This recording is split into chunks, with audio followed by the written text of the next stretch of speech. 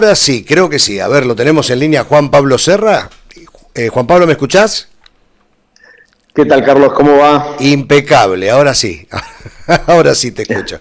¿Cómo andas? ¿Bien? ¿Todo en orden? Bien, todo tranquilo. Bueno, dato de inflación nacional, 1.5 en mayo, la más baja de los últimos 5 años. Esto fue festejado por el gobierno, fuera de todos los pronósticos de las consultoras esto, ¿eh? Sí, fue un poquito más abajo, se estaba hablando de 1,8, 1,9, pero sí, efectivamente fue más bajo. Me parece que tiene que ver con la ponderación que se le hace a las bajas. Viste que Ujú. ahora tenemos como novedad que hay algunas categorías, digamos, que bajan de precio. Entonces esto, bueno, esta, esta novedad por ahí confunde un poco digamos, a las proyecciones que se puedan hacer. Así que bueno, pero obviamente es una muy buena noticia. Bueno, se esperaba romper el 2% entre junio y julio, pero parece que llegó antes, ¿no? Mira, estábamos con inflación de, salvo el dato de marzo, que fue 3.7, desde octubre del año pasado no podíamos romper el piso del 2%. Sí, fue así, digamos, el dato de marzo preocupó un poco, ese 3,7, pero después se siguió con la senda bajista y bueno, creo que es de esperar también que por lo que se está viendo en los primeros días de este mes, que pueda haber una baja aún mayor para el mes de junio. Así que bueno, me parece que son muy buenas noticias y que obviamente nos estamos dando cuenta de lo duro y lo difícil y lo largo que es esto de bajar la inflación. Por lo tanto, lo importante que es tratar de no caer nuevamente en un proceso inflacionario, digamos, que es una cuestión que tenemos que tener siempre, pero siempre presente, porque tenemos un historial inflacionario tremendo en nuestro país. Sí, claro. Bueno, hoy tuiteó Caputo hace un ratito que ellos creen que en el año la inflación va a terminar en el 19-20%, ¿no? ¿Se puede llegar a ese número? Bueno, estamos alrededor de un 13% en lo que tenemos hasta hoy, pero bueno, es de esperar que si sigue bajando, es un objetivo que podría llegar a cumplirse o por lo menos a acercarse, digamos, a esa referencia. Ujú. Me parece digamos, la parte más compleja del proceso de desinflación ya se dio, ¿sí? Entonces ahora bueno, se tiene que ir, digamos, por este camino. Me parece que está dando resultados. El, Mm. el hecho de el tipo de cambio flotante pero estable, el hecho de digamos, las restricciones a la emisión monetaria y todas las cuestiones que se dijo que eran el plan antiinflacionario, me parece que se están cumpliendo bien. Ujú. Eh, a ver, hay una sensación con este número. Hay gente que obviamente no cree que la inflación esté en estos valores. Puede estar sucediendo que a partir de la baja de la inflación comience a sincerarse también el tema del salario real en la Argentina y la cuestión del consumo, que son dos cuestiones que me parece que se vienen con estos números de inflación baja. Bueno, sí, o sea, sí, creo que sí. Ahora eh, cuando hablamos de inflación y de salarios, normalmente la comparación se hace con lo que es la canasta básica alimentaria. Ujú. Normalmente, entonces, se ve que el salario está creciendo bastante más que la canasta básica alimentaria, lo cual son buenas noticias que se traducen en disminución de la pobreza. Ujú. Me parece que es interesante en este proceso seguir el proceso de baja de la inflación y seguir cómo vienen los índices de pobreza por esta baja. El hecho es que se está dando algún tipo de recuperación del salario en algunos meses, y hay meses donde el salario crece un poco más que la inflación. Bueno, eso lo tenemos que ir siguiendo de cerca, ¿sí? Porque parece que, digamos, los libros que estaban escritos decían que bajar la inflación era recesivo, Mm.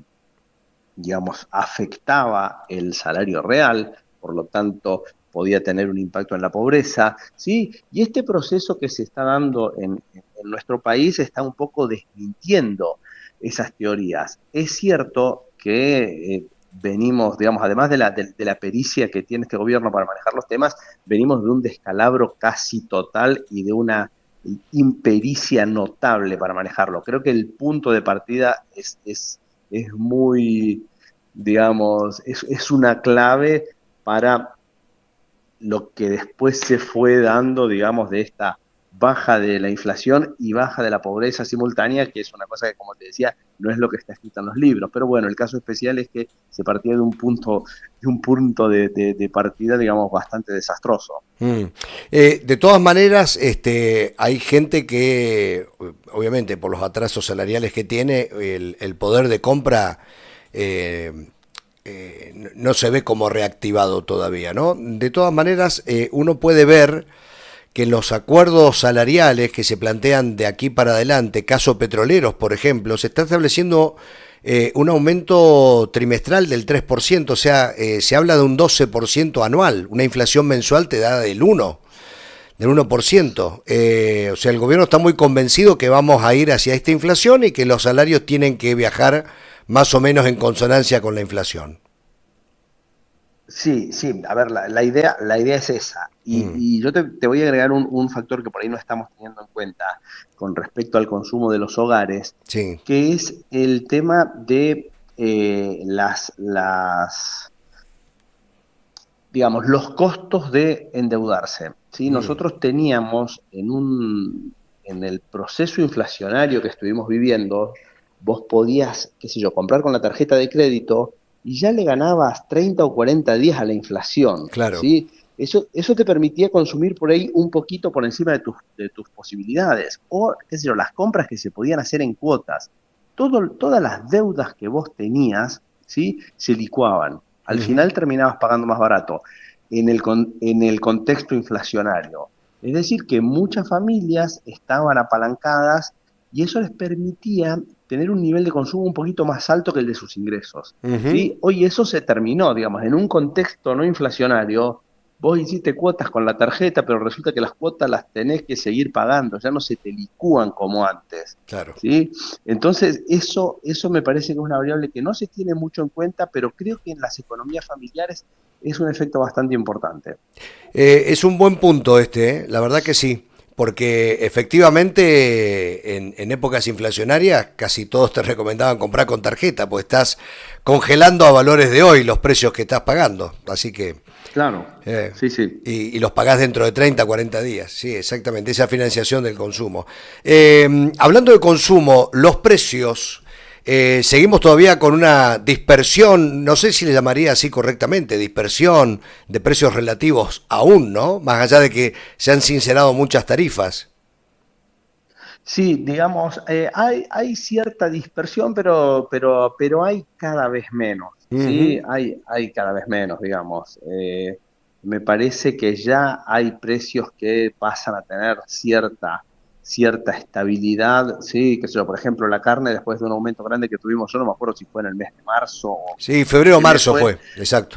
Claro, después empezamos a tener ya precios más estables, Ujú. ¿sí? Me parece que hay muchos precios los cuales ya están demostrando 1, 2 o 3 meses de estabilidad importante. eh, y bueno, como te decía, todavía falta porque tener un 1%, un 1,5% de inflación mensual es una buena noticia para nosotros, que es por el historial y por dónde venimos, pero me parece que no es algo para estar contento, digamos, los países no se ponen contentos y festejan cuando tienen un 1,5% de inflación mensual, ¿sí? O sea que este proceso tiene que continuar bueno, y llegar a valores que tienen que ser cero coma algo, obviamente, tienen que Claro. estar por abajo del 1%. Bueno, festejemos cuando lleguemos a una inflación anual de un dígito. Eso sería una buena noticia, ¿no?